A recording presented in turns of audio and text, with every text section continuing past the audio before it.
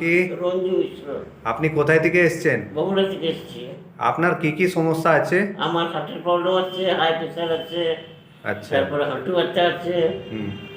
তো চোখের কমপ্লেন হচ্ছে, হ্যাঁ, চোখ অপারেশন করতে হবে।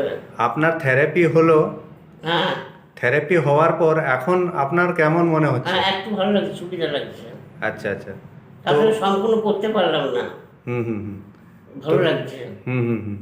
ব্যাস, আমি চিকিৎসা করতে আসছি, আমার সম্পূর্ণ সব রোগ সেরে যাবে। বড় আশা নিয়ে আমি এখানে এসেছি। হুম হুম। এখানে ভালো হবেই হবে, শিওর হবে ভালো। বাস।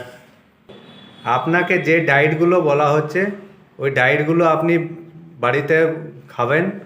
তার সঙ্গে এই যে থেরাপিটা আপনার করানো হয়েছে এটা কিছুদিন আপনার চলবে। তারপর আপনার আস্তে আস্তে আরও ভালো হয়ে যাবেন।